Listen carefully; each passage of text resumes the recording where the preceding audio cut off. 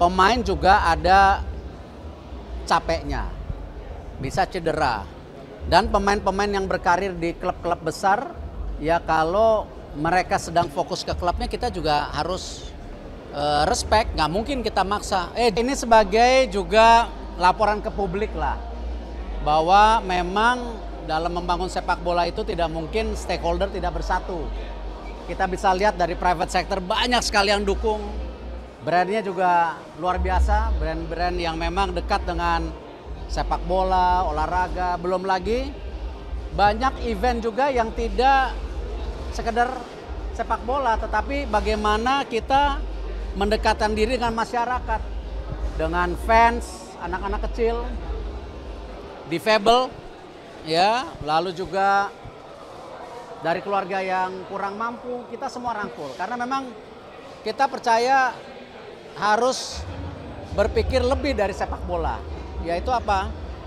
Sepak bola ini benar-benar alat pemersatu bangsa yang juga mengangkat marwah kita. Kita juga bagaimana nilai-nilai sepak bola itu ada kompetisi, ada saling membantu, friendly, dan hal-hal yang positif gitu. Selain ya memang kembali ini pertandingan yang ya seluruh Indonesia ratingnya tinggi banget sih. Jadi ya semua pada nonton sepak bola gitu. Jadi seberapa penting Pak peran sponsor bagi kelanjutan timnas? Ya kembali seperti yang saya sampaikan, tidak mungkin kita bergantung hanya dari pemerintah. 650 miliar lebih adalah angka yang fantastis. Saya juga tidak pernah terpikir mengelola sepak bola itu angkanya segitu besar. Kalau dulu di bola basket 30-40 cukup gitu. Di badminton mungkin 80. Ini benar-benar hampir bisa 7 sampai 10 kali lipat.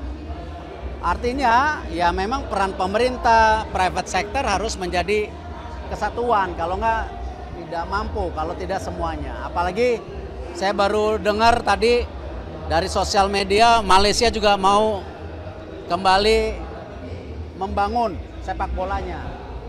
Ada coach baru katanya. Kita akan hire CEO. Kita akan lakukan ini ya. Ini kembali apapun yang kita sudah dapatkan hari ini jangan berpuas diri. Kita harus moving forward gitu. Harus jaga mimpi kita. Kalau tidak ya kita lewat lagi gitu. Soal AFF kan kemarin sempat imbang. Soal AFF kemarin kan imbang. Terus kemudian ketika ketemu Vietnam kalah, evaluasinya dari PSSI gimana?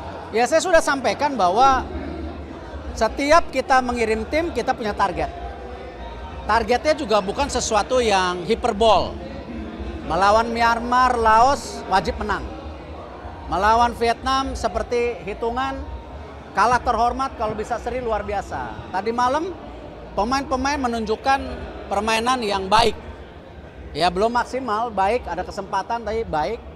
Nah, jadi saya akan minta lagi seluruh tim ya untuk kembali sama-sama bersatu, pelatih juga fokus ke targetnya, melawan Filipina ini harus menang. Gitu. Itulah. Balik lagi ke target untuk AFF ini apa sebenarnya Pak untuk timnas? Loh memang kan kita mau coba tim muda yang memang usianya 20,3. Karena memang persiapan kita juga untuk jangka menengah dan panjang. Menengah kita ada SEA Games. Panjang ya itu ada 2027 kejuaraan U23 yang dimana kita ranking 4. Artinya kalau kita tidak menyiapkan tim 17-20 tahun yang hari ini sedang berusaha main di Piala Asia bahkan coba lolos Piala Dunia ya tidak mungkin.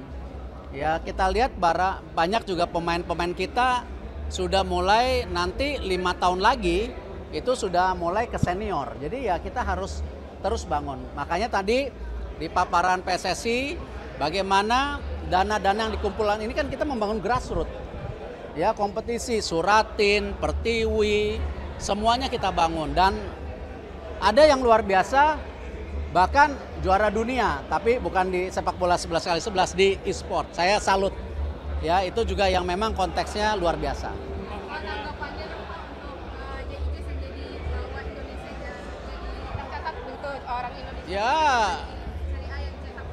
kembali ya itu kan pertama kali pemain Indonesia bisa skor di Serie A, J Indes. Secara tidak langsung pasti kita bangga dong. Nah inilah prestasi-prestasi yang kita harus terus ukir, tidak hanya sebagai tim tapi individu kita bisa ngasih lihat di liga-liga besar mereka bisa menjadi bagian daripada sebuah kampanye sepak bola Indonesia mendunia gitu. Pak, peluang kita untuk lolos semifinal AFF sangat besar Pak. Update Ivar sama Justin gimana? Saya dari awal kan memang tidak memaksakan semua pemain harus gabung. Justru ini prioritas kita meningkatkan pemain-pemain yang ada di Liga Indonesia. Ya, tetapi kalau yang dari luar bisa, ya seperti Rafael, Marcelino ya sangat welcome. Ya, dan ingat yang saya ingatkan, pemain juga ada capeknya, bisa cedera. Dan pemain-pemain yang berkarir di klub-klub besar, ya kalau mereka sedang fokus ke klubnya kita juga harus respect, nggak mungkin kita maksa, J pulang main, ya kan nggak mungkin. Dan ingat loh, para pemain tim nasional ini nggak ada punya gaji dari kita, jadi sesuatu yang kita harus respect bahwa kita harus juga jaga karir mereka gitu. Sejauh ini revenue yang diterima PSSI dari sponsor sebesar apa sih? Itu tadi kan totalnya kan nanti diaudit tahun ini nanti diaudit di Kongres. Untuk tahun depan targetnya 650-an. Pak, ini tahun kedua dibandingin sama tahun pertama ada peningkatan lagi? Peningkatan apa? Yo naik dong, naik dari pemerintah 120 ke 220, dari sponsor dari 200-an sekarang 300 lebih ya naik. Tapi kalau naik terus juga agak ya nggak tahu bisa terus naik nggak. Soalnya kalau kita benchmarking dengan tetangga kita juga ya kita masih jauh lah. Banyak di Asia Tenggara itu budgetnya 1 triliunan. Jadi kita hanya 600-an dengan prestasi hari ini ya berarti kita efisien. Posnya yang prioritas ke mana aja tuh Pak?